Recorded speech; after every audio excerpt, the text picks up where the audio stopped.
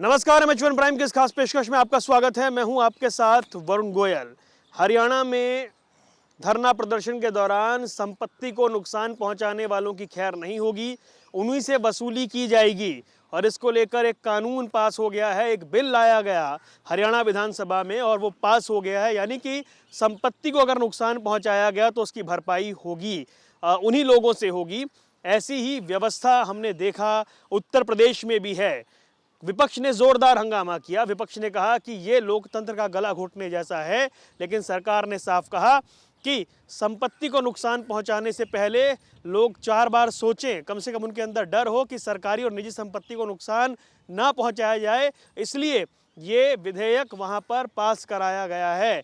दो बेहद खास मेहमान हमारे साथ जुड़ गए हैं, उनके साथ हम चर्चा करेंगे और समझेंगे कि आखिर इसके मायने क्या हैं, किस तरीके से समझा जाए कि क्या वाकई ये लोकतंत्र का गला घोटने वाला है या लोगों में डर होना चाहिए लोगों की संपत्ति का नुकसान पहुंचाने से पहले। संजीव कौशिक हमारे साथ जुड़ गए हैं, राजनीतिक विश्लेषक हैं, बहुत बहुत स्वागत है। और राजीव सिंह जुड़ गए हैं, वरिष्ठ पत्रकार हैं, आपका भी स्वागत है। कौशिक साहब, सबसे पहले आप ही बताइए, हरियाणा भी उत्तर प्रदेश की तर्ज पर एक कानून लेकर आया है, मायने क्या है इसके? देखिए, निश्चित तौर पे किसी भी आंदोलन में यदि कोई क्षतिपूर्ति होती है, कोई हिंसा होती है, तो उसका सब कोई पुरजोर खंडन करता है और ऐसा नहीं होना चाहिए। लेकिन हमें ये तय करना होगा, देखना होगा कि आखिर जो आंदोलन हो रही हैं या जो इस तरह से मूवमेंट चल रहा है, उसके पीछे उसका उद्देश्य क्या है। क्या वो कोई आपराधिक प्रवृत्ति से ऐसा किया जा रहा है या जानबूझ करके क्षति पहुंचाई जा रही है। जब किसी बड़े कैनवास को आप ध्यान में रखते हैं और बड़े व्यापक परिप्रेक्ष्य में यदि आंदोलन होता है, तो उस वक्त इस तरह की छिटपुट घटनाएं हो जाती हैं। आप कोई प्रदर्शन करने निकले हैं, उस प्रदर्शन में आप तोड़फोड़ करें, आगजनी करें, सामान को नुकसान पहुंचाएं, तो फिर वसूली क्यों ना हो? वसूली हो, मैंने कहा, लेकिन आपको इसको व्यापक परिप्रेक्ष्य में देखने की जरूरत है कि उस आंदोलन का उद्देश्य क्या है। बड़े आंदोलन तो सरकार की नीयत पर शक है।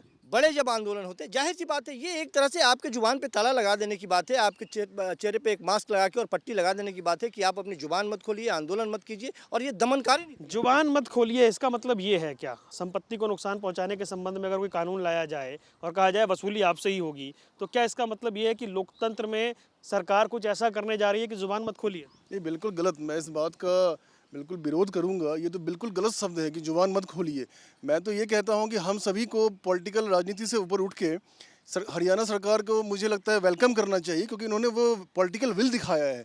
उन्होंने वो पॉलिटिकल विल दिखाया है कि सरकार सार्वजनिक संपत्ति को अगर कोई भी नुकसान करे, चाहे वो किसी भी राजनीतिक दल से हो, उनको सज़ा होगी। और मैं ये बताना चाहूँगा कि कोई भी सज़ा जब होती है, हमारे साथी ने राजनीतिक विशेषज्ञ साथी ने कहा कि ये लोकतंत्र का गला घोटने वाला है। कैसे है, आप मुझे बताइए ना।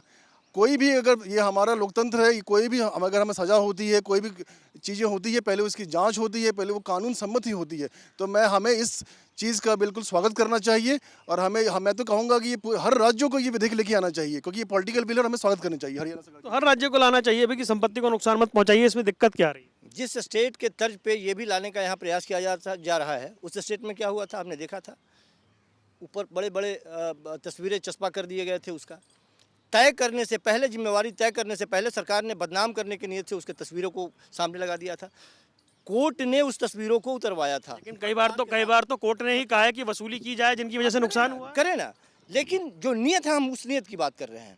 यहाँ नीयत क्या है? जाहिर सी बात है कि आपकी सरकार है और जो लोगों में डर नहीं होना चाहिए कि अगर वो प्रदर्शन कर रहे हैं वो उनका राइट है, लेकिन प्रदर्शन के दौरान वो अगर दुकानों को जलाएं, तोड़फोड़ करें, नुकसान पहुंचाएं सरकारी संपत्ति, सार्वजनिक संपत्ति, निजी संपत्ति को, क्या उनमें डर नहीं होना चाहिए? क्या ये भी आंदोलन का हिस्सा माना जाए? इसीलिए हमने कहा कि हमें सबसे पहले ये फ़र्क तय करना होगा और समझने की ज़रूरत है। बहुत बारीक ये फ़र्क है कि आंदोलन और दंगा करने वाले दंगाइयों में तय करना होगा कि फ़र्क क्या है। जब मैंने कहा कि जब व्यापक परिप्रेक्ष्य में आप देखते हैं, आपका उद्देश्य यदि व्यापक परिप्रेक्ष्य क्या है, एक बार एलोबरेट कीजिए। जैसे अभी आप किसान आंदोलन की बात कर रहे हैं, किसान आंदोलन यदि व्यापक परिप्रेक्ष्य में यदि हो रहा है और उससे एक पूरे मास को या पूरे हिंदुस्तान के लोगों को या कुछ वर्ग ऐसा है जो इसका प्रतिनिधि करके आगे आंदोलन को ले जाना चाहता है, उसमें से यदि कुछ लोग इस तरह से यदि कहीं किसी जगह पे, हम ये उनके किसी भी हिंसा के साथ में नहीं है हम, लेकिन यदि उससे इस तरह की कोई बात हो जाती है, घटना हो जाती है, तो उस वक्त आप उनसे क्षतिपूर्ति की बात करेंगे, यानी कि आप उनके जुबान पे ताला लगाएंगे, आप उन्हें आंदोलन। क्षतिपूर्ति की बात करना, ताला लगाना कैसे हो गया सर? बिल्कुल हो गया साहब। जब आंदोलन होता है तो आंदोलन में छिटपुट ऐसी घटनाएं होती है। ये क्यों होती है सर? उन्हें ही तो ग्लोरीफाई करने से रोकना चाहिए ना।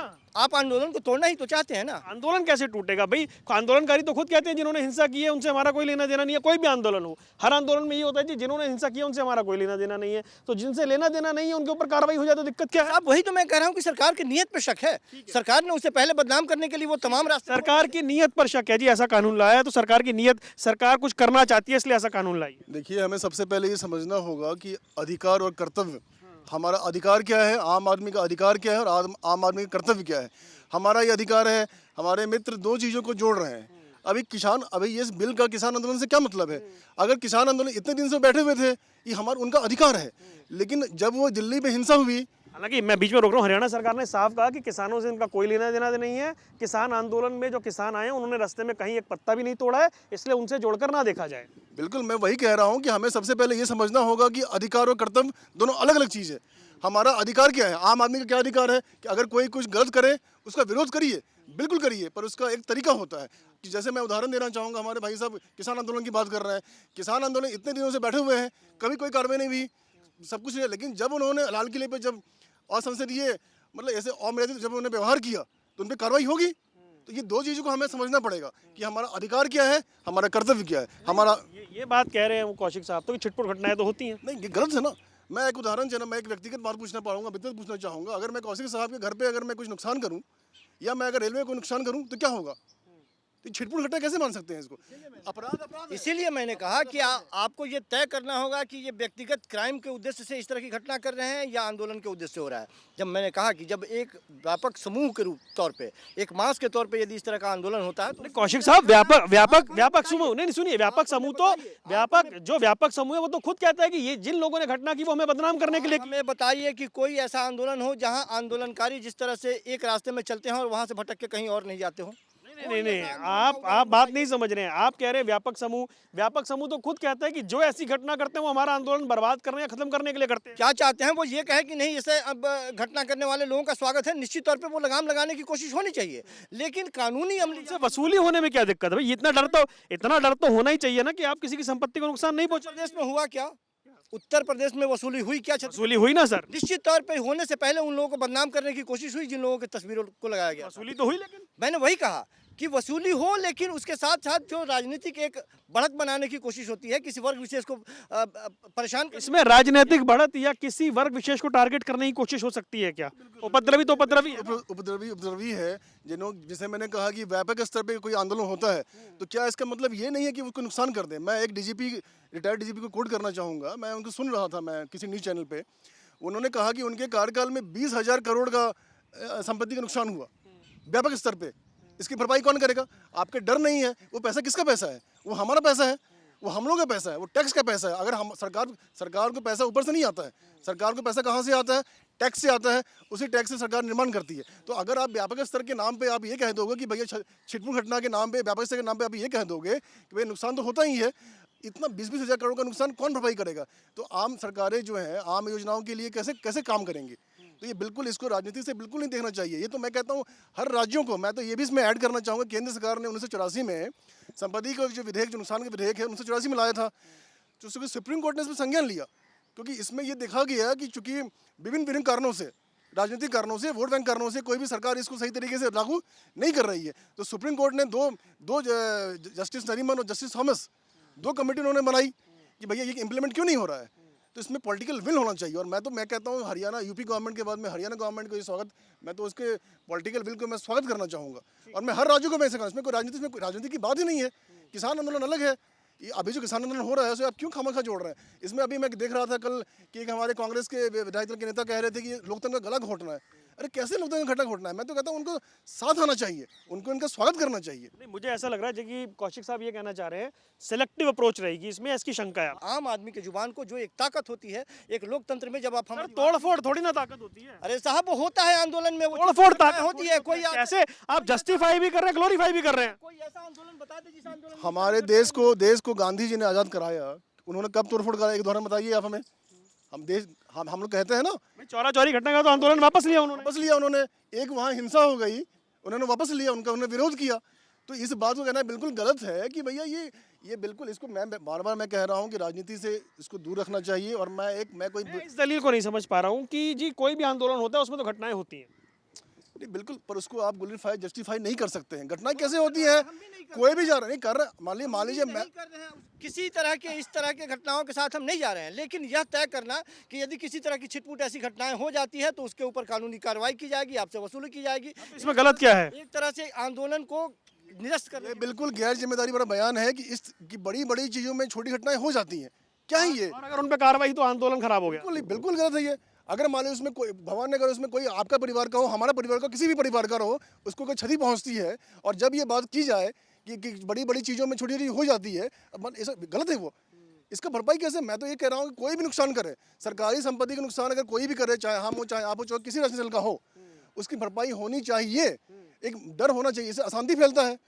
आप इस समाज में डर होता है। आज मान लीजिए किसान आंदोलन हो रहा है, मैं भी किसान परिवार से बिलोंग करता हूँ, उसमें बिल्कुल इसमें कोई गलत नहीं है, वो बिल्कुल होना चाहिए। अगर आप किसी सरकार की आप कुछ आपको लगती है कि असहमति है, बिल्कुल होनी चाहिए, लेकिन इसका मतलब ये नहीं कि आप तोड़फोड़ करेंगे, उसके नाम पे आप कुछ भी हुड़दंग करेंगे, इसमें अशांति फैलती है, लोगों में डर होता है। मान लीजिए एक आंदोलन चल रहा है, उसमें कुछ 2-4 असामाजिक तत्व आ गए, उन्हें पता है कि मैं अगर आज किसी की दुकान जला दूं या ऐसी तोड़फोड़ कर दूं तो आंदोलन का जो होगा होगा, लेकिन जब उसको ये पता लगेगा कि अगर मैं किसी कैमरे में आ गया तो इसकी पूरी वसूली मुझसे की जाएगी, तो वो शायद ऐसा ना करे।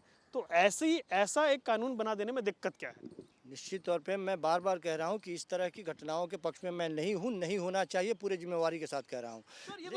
ये तो सिर्फ स्टेटमेंट हुई ना कि पक्ष में नहीं, हर कोई निंदा कर देता है। रोकने के लिए कहीं तो ब्रेक लगाने के लिए कोई जगह बनानी पड़ेगी। यही मैं कह रहा हूँ कि इस तरह के जब सख्त कानून बनाए जाएंगे, जाहिर सी बात है कि आप आंदोलन को बंद करने के लिए, उसे धता बताने के लिए, उसके धार को कुंद करने के लिए एक ऐसा कॉकस लगाना चाहते हैं कि पहले से ही कुछ शर्तें आप। किसान आंदोलन तो बंद नहीं हुआ, सबसे पहले शर्त बदनाम करने की पूरी कोशिश नहीं हुई क्या? बंद हुआ क्या? बदनाम करने की आपने कहा आंदोलन बंद करने हैं, अभी तक वैसा हुआ ही नहीं उसमें। हाँ तो नहीं हुआ ना। हुआ ही नहीं। देखिए मैं बार बार कह रहा हूँ कि ऐसा हो जरूरी नहीं है, लेकिन बड़े स्तर पर जब आंदोलन होते हैं उसमें छिटपुट इस तरह की घटनाएं होती है। हमने निर्भया कांड पे, इसी वोट क्लब पे हमने देखा है कि किस तरह से यहाँ भी घटनाएं हो रही थी, यहाँ पर भी भगदड़ मच रहे थे, यहाँ पे भी चोटें लग रही थी। प्रदर्शन अलग चीज है सर, प्रदर्शन अलग चीज है। आगजनी तो नहीं हुई थी यहाँ पर, नहीं, आगजनी तो नहीं हुई थी ना, मैं भी यहीं था, आगजनी तो नहीं हुई, बिल्कुल नहीं हुई थी, तोड़फोड़ तो नहीं हुई थी, इसके साथ नहीं है हम। लोगों की चलती गाड़ियों को तो नहीं तोड़ा गया था, इसके साथ नहीं है। लेकिन आप ये कहने का प्रयास कर रहे हैं कि इतने सख्त कानून बनाने के बाद में कोई आपके आंदोलन में आपके साथ खड़ा होने के लिए कल तैयार नहीं होगा। नहीं जो आंदोलन में वही आएगा सर जो तोड़फोड़ करेगा। कैसी बात कर रहे हैं होता आप? है, मतलब नहीं आंदोलन में उसी आदमी को चुना जाएगा जो तोड़फोड़ करना चाहता है। बिल्कुल नहीं, उस तोड़फोड़ करने वाले सर 80-80, 90-90 साल के बुजुर्ग बैठे हुए, वो क्या तोड़फोड़ करने आए हैं? आते हैं साहब, लेकिन उस जो आएंगे उन्हें आइडेंटिफाई करना चाहिए। 2-4 लोगों की वजह से पूरे आंदोलन को यदि आप गलत उन 2-4 को पकड़ने में क्या दिक्कत आ रही है? पकड़िए, आप पकड़िए, लेकिन ये कानून लाने की जरूरत नहीं है। वैसे भी वो दंगाई है, पकड़िए उनको। भाई ये कानून लाने की जरूरत नहीं है। मैं तो इसका बिल्कुल विरोध कहूंगा। मैं तो ये कैसी भाषा है? वहाँ कल हो रही थी कि कानून लाने की जरूरत नहीं है, कल कह रहे थे कि लोकतंत्र का गला घोटा जा रहा है। मैं ये कह रहा हूँ कि मैं तो ये कहता हूँ कि ऐसे कानूनों को और सख्त बनाना चाहिए। आपको मालूम है 1984 में जो संपत्ति का जो नुकसान विधेयक आया था, उसमें क्या प्रावधान है? उसमें जो भी इसमें दोषी पाया जाएगा, दोषी सीधे नहीं पाया जाएगा कि आपका सीधे, अगर उसमें जांच होगी, जो दोषी पाया जाएगा उसको 5 साल की सजा दी जाएगी। और साथ में अगर आपने जब तक वो हरजाना आपने नहीं भरा हो, आपको जमानत नहीं मिल सकता है। तो मैं तो ये कहता हूँ कि हरियाणा सरकार ने जो लाया है अन्य राज्यों को लाना चाहिए, और इसमें जितने भी कड़े प्रावधान हो सकते हैं उसमें ऐड करना चाहिए।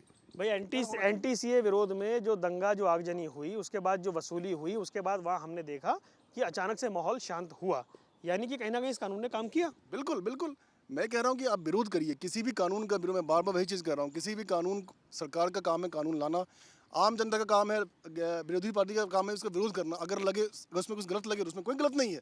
लेकिन मैं अगर मान लीजिए यहाँ पर अगर मैं विरोध कराऊंगा, इसमें कोई गलत नहीं है, लेकिन मैं यहाँ पे मैं आगजनी नहीं कर सकता, मैं ऐसा कोई भी काम नहीं करूँगा जिससे किसी दूसरे को नुकसान हो। इसलिए मेरा ये समर्थन है कि इसमें इस कानून को सख्त से सख्त कड़ा होना चाहिए, क्योंकि कोई भी सजा जो है सीधे नहीं दी जाती है।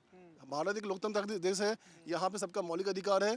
हमारा अधिकार है कि अगर आप कह रहे हैं और सख्त होना चाहिए, बिल्कुल होना चाहिए। इसमें क्या होना चाहिए? इसमें कई सारे, इसमें डर का माहौल होना चाहिए, और इसमें कड़े इसलिए होना चाहिए कि हमें डर होना चाहिए। क्या आज हम, आपको मालूम है क्या, हम अगर रेलवे से यात्रा करते हैं, आपको मालूम है कि रेलवे को हम सामान अगर खोल लेते हैं तो हमारे आम जनसामान्य में डर होता है कि हम पे कार्रवाई हो सकती है। अगर हम कहीं जा रहे हैं, किसी को हम, अगर हम किसी के साथ हम गलत व्यवहार कर सकते हैं तो कि उसके साथ हमें सजा मिल सकती है। तो हमारे मन में क्या है, कानून का डर होना चाहिए। इसके लिए कानूनी प्रावधान है, आपके ऊपर कार्रवाई होनी चाहिए, पकड़िए उसको, जेल में। हाँ तो फिर तो वसूली करने में क्या दिक्कत? लेकिन किसी आंदोलन से जोड़ करके, मैं बार बार कह रहा हूँ, किसी आप इसे आंदोलन से क्यों जोड़ रहे हैं सर?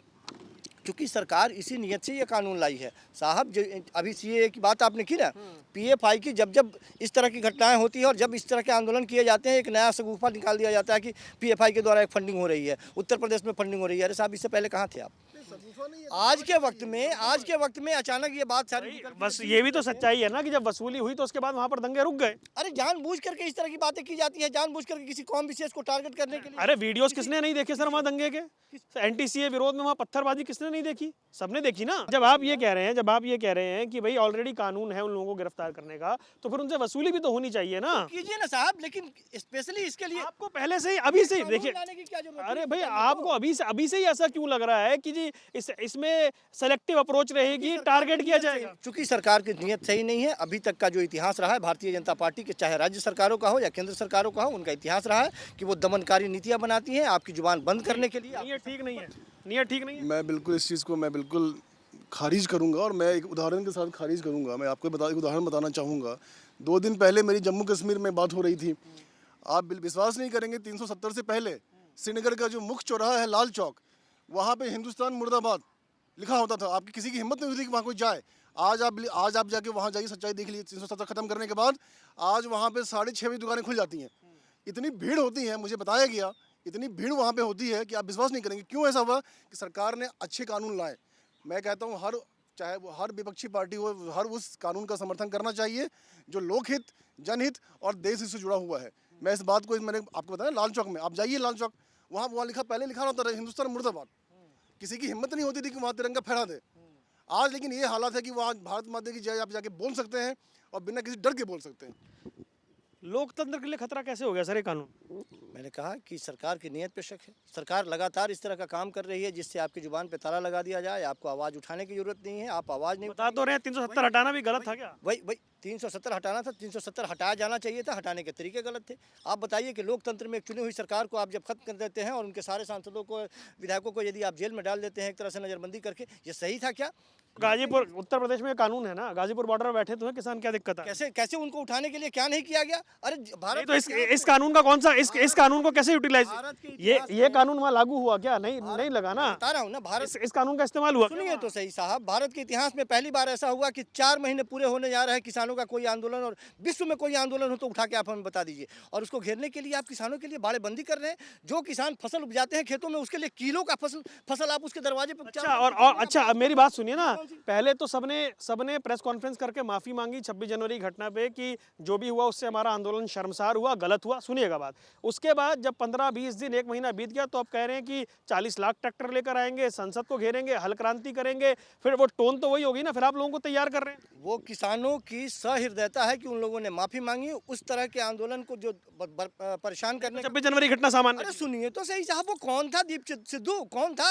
उसे जब एनआईए का नोटिस हुआ तब किसने विरोध किया था? उसके साथ अंग्रेजी बोलने वाला किसान जब कहा गया तो उसके समर्थन में कौन खड़े हुए थे? के साथ साथ कई ऐसे किसान हैं जो निर्दोष हैं। तो ये जाकर कह रहे हैं कि जी फला पार्टी को वोट मत दीजिए, जिनको रिसीव करने टीएमसी के सांसद आ रहे हैं उन्हें आप क्या कहेंगे? क्यों नहीं करें? किसानों की आवाज आप नहीं सुनेंगे तो तेज धमाका करने की जरूरत कह दीजिए ना, क्लियर कट की पॉलिटिकल है मामला। आप आवाज क्यों नहीं कह दीजिए पॉलिटिकल मोटिव है। हालांकि मैं किसान पे जाना नहीं चाह रहा था, मेरी चर्चा दूसरी थी। क्या लोकतंत्र में इस तरह का कानून नुकसान लेकर आएगा? बिल्कुल नहीं, मैं बार बार वही कह रहा हूँ, बिल्कुल नहीं। मैं तो ये कह रहा हूँ कि ये कानून और सख्त होने चाहिए, इसमें और भी कड़े प्रावधान होना चाहिए। और ये मैं कह रहा हूँ कि केंद्र सरकार ने तो 1984 में ही ले आया, लेकिन उसमें सही तरीके से उनका पालन नहीं किया गया, इसलिए सुप्रीम कोर्ट को संज्ञान लेते हुए तो कमेटी बनानी पड़ी। और मैं तो ये भी कहूँगा कि ऐसे क्षतिपूर्ति बिल्कुल होनी चाहिए और हर राज्यों को, इसमें कांग्रेस बीजेपी की बात नहीं है, और मैं तो इसमें हर राज्यों को, चाहे कोई भी सरकार हो, हर राज्यों को ऐसे कानून लाने चाहिए। क्योंकि दो अलग चीज़ें, किसान बार मैं देख रहा हूँ किसान आंदोलन की बात इसमें नहीं है। इसमें बात है कि ऐसे कानून आने चाहिए और इसमें क्षतिपूर्ति के लिए होना चाहिए। इसके और क्षतिपूर्ति कुछ भी होती है तो बिना जांच के नहीं होती है, उसका जांच होता है। हमारे पास कोर्ट है, हमारा अपना अधिकार है, पूरी प्रक्रिया कर दी जाती है, उससे पहले बदनाम कर दी जाती है, उससे पहले पोस्टर लगा दिए जाते हैं। बकायदा लोगों ने मिलके पैसे पहले इकट्ठे करके दे दिए जी हाँ हमारे लड़कों ने नुकसान किया है, कोर्ट को बीच में हमारे लड़कों ने नुकसान किया है। उस पोस्टर पे किया ना, क्षतिपूर्ति पे तो नहीं किया ना। मूल बात यही है। क्षतिपूर्ति पहले हम आपको क्षतिपूर्ति पे तो नहीं किया। अरे उससे पहले देशद्रोह का केस लगा। क्षतिपूर्ति पे आप जिस दिन सिद्ध हुई क्या कई बार कोर्ट नहीं कहता कि जिसने नुकसान किया उनसे वसूली कीजिए? अरे साहब उससे पहले देशद्रोह का केस ठोक के आपको अंदर कर देंगे 10 साल अरे के बाद क्षतिपूर्ति हुई ना सर। उससे बाद में वापस आइए। मैं बार बार कह रहा हूँ कि मेरा उद्देश्य ऐसा नहीं है कि इस तरह के कार्यों को बढ़ावा देना नहीं होना। आप तो कहना कानूनी नहीं होना चाहिए, लेकिन ये कानून ऐसे कानून नहीं होंगे तो फिर बढ़ावा नहीं मिलेगा क्या? बिल्कुल बढ़ावा नहीं मिलेगा। इससे पहले नहीं था कानून, इससे पहले कानून नहीं था ना, इससे पहले कानून नहीं कानून तो बहुत नहीं थे सर। आंदोलन होते थे ना। कानून तो पहले नहीं थे सर, बहुत सारे कानून नहीं थे। आप कानून वक्त के हिसाब से। अरे साहब सरकार आपकी है, लाइए, लेकिन हम इसका विरोध करते हैं। मेरी सरकार नहीं है। मैं देखिए, मैं एक सलाह देना चाहूँगा कांग्रेस और अन्य राजनीतिक दलों को कि हर वो कानून जो लोक हित में हो, देश हित में हो, उसका समर्थन करना चाहिए। ये कानून देश हित में है, लोक हित में है। कह रहे पहले तो ऐसे कानून नहीं थे, क्या जरूरत पड़ गई? इसी पार्लियामेंट में बैठे हुए देश के प्रधानमंत्री ने कह दिया। नहीं, कानून का पहले ये कानून कब आया है? 1984 में आया है। 1984 में किसकी सरकार थी केंद्र में? वो कह रहे ना इम्प्लीमेंट। मैं वही कह रहा हूँ कि बस किसी भी पॉलिटिकल पार्टी में इतना विल नहीं था, क्योंकि अगर मान लीजिए कानून लागू होगा, उसमें कौन दंगाई कौन हो सकता है कि आज उनकी सरकार है कल नहीं रहेगी, उनके लोग फंसेंगे।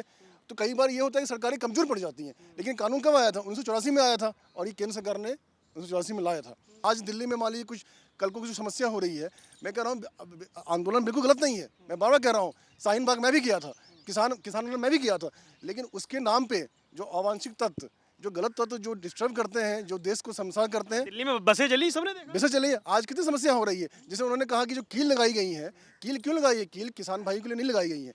कील इसलिए लगाई गई है कि उसमें जो उपद्रवी जो घुसने का प्रयास करते हैं, उनके आंदोलन को हाईजैक करने का प्रयास करते हैं, उनके लिए लगाई गई है। और वो कहना कानून 1984 से है। तो फिर नया लाने की क्या जरूरत है? ठीक है, राज्यों को अपनी जरूरत लगी, बुलाया।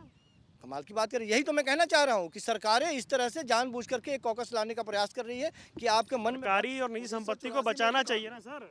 अरे सर बचाइए ना, हम कौन सा लूट के ले जाना चाहते हैं? आपको कौन कह रहा है सर? उपद्रवी को आइडेंटिफाई करने में क्या दिक्कत है? आपके अगेंस्ट में हम बोलेंगे कल होकर। उपद्रवी को आइडेंटिफाई करने में सबसे बड़ी बात यह है कि आपको आरोप लगाते सबसे पहले आपको पकड़ के किया जाएगा अंदर, उसके बाद में होगी वसूली की बात। यदि आप गलत निकल जाएंगे, दो अलग चीज हो गई ना सर। अगर नहीं, ऐसा तो कितनों के साथ है, ऐसा तो कितने लोगों के साथ है जो गलत लोग बेचारे सजा भुगत लेते हैं। सरकार यही कर रही है। मैं इसमें ये जोड़ना चाहूँगा, जो 1984 में जो कानून लाया गया था, वो केंद्र सरकार का कानून था, वो राज्य सरकार का कानून नहीं था। और केंद्र सरकार का जो कानून है, वो जो केंद्र की संपत्ति है उस पर लागू होती है। लेकिन ये जो कानून आया है, ये राज्य सरकार अलग अलग राज्यों में ला सकती है, और ला रही है। यूपी हरियाणा के बाद और भी राज्य लाए, इसको करना चाहिए, उसको स्वागत करना चाहिए। क्षतिपूर्ति होनी चाहिए, और बिल्कुल होनी चाहिए इसका, बिल्कुल। और मैं तो बार बार ये कह रहा हूँ कि इसमें सख्त से सख्त जोड़ना चाहिए। भारत एक लोकतंत्र देश है, भारत में तानाशाही नहीं है। यहाँ पे एक प्रक्रिया है, कोई भी आप कानून का उल्लंघन करिएगा, उसकी जांच होगी, सबूत होगी, तभी आप गिरफ्तार होइए, तभी आप पे कार्रवाई होगी। अगर आप वो नहीं होंगे तो आप दोष मुक्त होंगे। ये बिल्कुल गलत है। केस में सबूत जब तक नहीं होगा तो मिल गई ना जमानत, कोर्ट से मिल गई ना जमानत। वही तो मैं कह रहा हूँ कि आप देशद्रोही हैं, सबसे पहले पकड़िए और जेल में डालिए। आप 4 महीने के बाद में आएंगे, फिर छूट के वहाँ से जमानत लेके आएंगे, तब तक 4 महीने आप अंदर रहेंगे ना। जमानत तो सबको होती है जो जाते हैं ना सर। नहीं, अगर सबूत नहीं इकट्ठे होते तो जमानत मिलती है। वो प्रावधान तो नया नहीं है ना, वो तो पुराना ही है। वो तो पुराना है ना कौशिक जी, कि किसी को आपने पकड़ा, अगर उसके खिलाफ आप नहीं दे पा रहे हैं सबूत, तो और आप नहीं अगर कोर्ट को सेटिस्फाई कर पा रहे हैं तो जमानत मिलती है। ये तो पुराना है ना, ये तो अभी नहीं बना। इसीलिए तो मैंने कहा कि मैं यहाँ पे आरोप लगा रहा हूँ, सबसे पहले पकड़े, आपको 4 महीने के लिए अंदर जाए, फिर जमानत लेके वापस आएंगे। आप 4 महीने का हिसाब कौन देगा? Final comment. देशद्रोह और राजद्रोह जो होता है, वो भी ऐसे नहीं लगता है। जब तक हम देश के खिलाफ अगर नहीं बोलेंगे तो हम पे देशद्रोह या राजद्रोह का हम पे कोई भी कानून लागू नहीं। मैं तो कहीं कह रहा हूँ कि देश के खिलाफ बोलने वाले कई सारे ऐसे देश हैं जहाँ पे सीधे मौत की सजा दे दी जाती है, लेकिन भारत में ऐसा नहीं है, क्योंकि भारत एक लोकतांत्रिक देश है। यहाँ हम ये बात कर रहे हैं कि हरियाणा सरकार का जो सरकार लाए हैं, मैं तो ये कह रहा हूँ हर सरकार को ये राज लाना चाहिए, हर सरकार को ये बिल लाना चाहिए, और इसमें कड़े से कड़े प्रावधान होना चाहिए, ताकि आदमी में डर हो और गलत करने से डर है। तो आदमी में डर होना चाहिए गलत काम करने से पहले। प्रदर्शन का अधिकार सबको है, लेकिन उससे पहले अगर वो निजी या सरकारी सार्वजनिक संपत्ति को जलाता है तो उसकी पहचान करके उससे वसूली की जाए।